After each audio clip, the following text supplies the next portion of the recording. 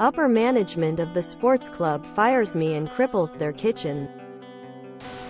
So I'm a professional chef, and I have been for a few years.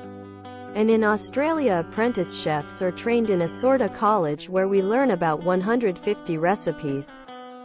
Now many of the recipes are provided to the students in bulky, finicky booklets that you wouldn't really want to take anywhere with you, so I started writing some of the recipes in a separate notebook along with some other recipes I'd learned from coworkers or family members, and created a sort of pseudo-cookbook, and I would often bring this book into the kitchen so I would remember ingredient quantities and cooking times, and eventually I would leave the book in the kitchen pretty much around the clock. What I soon found out was that some of the other chefs in the kitchen were using my cookbook to check official recipes for the restaurant we worked for, as typically the head chef would have to tell them, and this got annoying for everyone. And this restaurant was a part of a popular sports club in the local area, so consistency was extremely important to management. As such, having a written record of the new recipes or changes to longtime recipes was very important. As it turned out, management had stopped making changes to the official club recipe book a few months before I even started, so my book became the de facto official recipe book. For a while this was no issue to me, and I kept adding new recipes to it throughout the next few years. However, after my third year working there, I finished my studies and became fully qualified as a chef. So I suddenly became more expensive to keep on as a staff member, and as such management started looking for any reason to replace me with a new apprentice. Eventually they found someone to replace me and gave a half-assed reason for firing me and told me to take all my things and leave, as I could no longer offer what they were looking for. So I took everything I owned and left, including the notebook with all the club's recipes. For a few days not a whole lot happened, but slowly the club's reviews started complaining about bland food, dry cakes, inconsistent classic recipes, and every other food-related thing you could think of. At one point there was 50 negative reviews in a single day, which for our town was a massive amount of negative reviews in one day. It felt pretty damn good, since I felt they deserved it and left me unemployed on short notice. However, I was quickly offered a new job by a smaller restaurant whose owner knew me from the sports club kitchen, the MaliciousCompliance. After about a week I received multiple calls, and after answering one I heard one of the higher managers at the sports club asking if I could return the book as the kitchen needed it back. I obviously laughed and said firmly that it was my book full of my recipes, so it wasn't going anywhere near them, reminding them that they had told me I could no longer offer what they were looking for. The manager clearly began to panic, as he offered to give me my job back and just let bygones be bygones.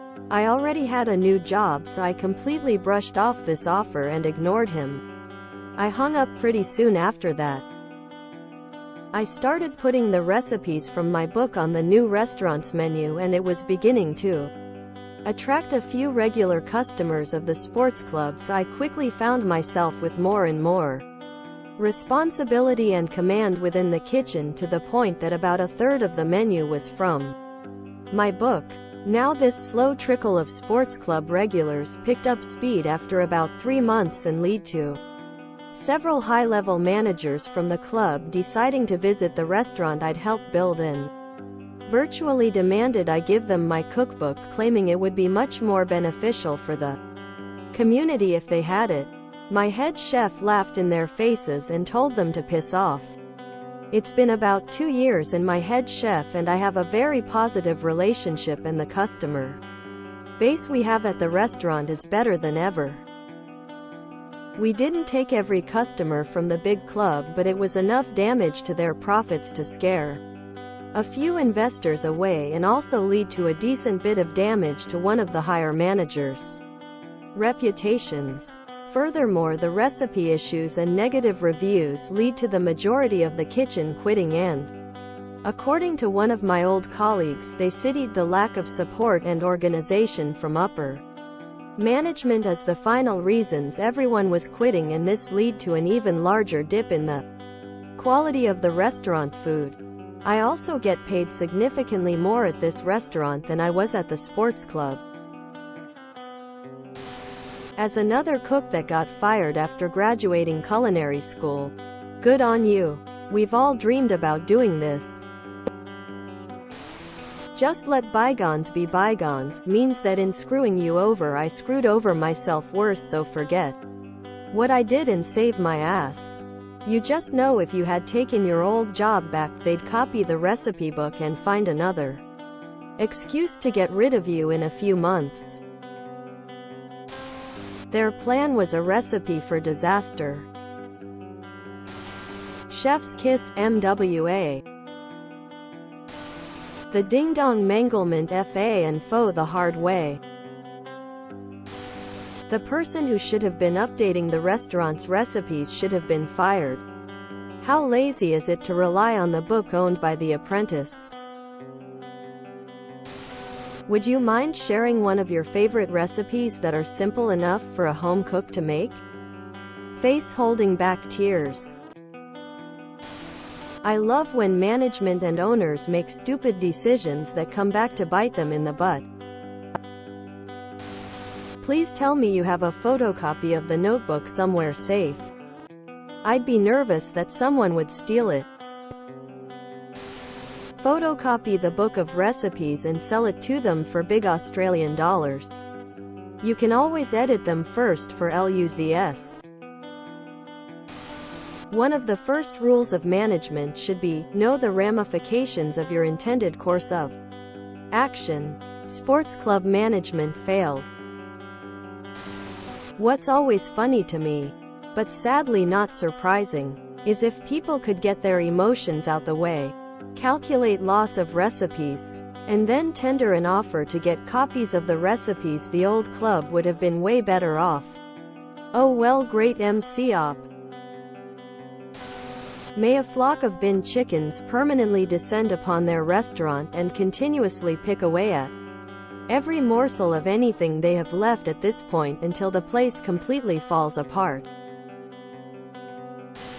And here in tech, anything I invent while employed, even on my own time, is patentable and owned by the company.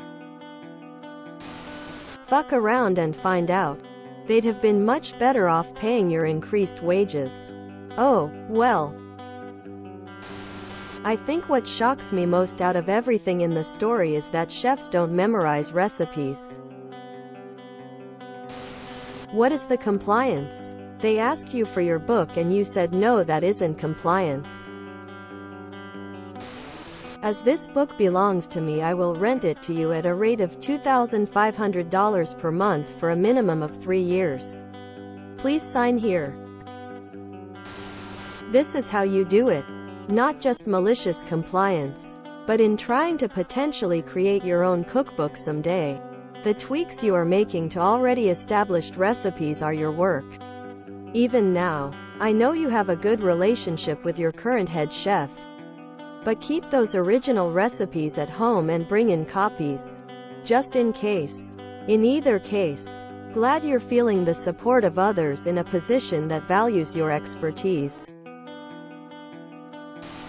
If you enjoyed this video, please check out our playlists full of similar content. Epicaricast is like doom scrolling for your ears. Please like, share, and subscribe.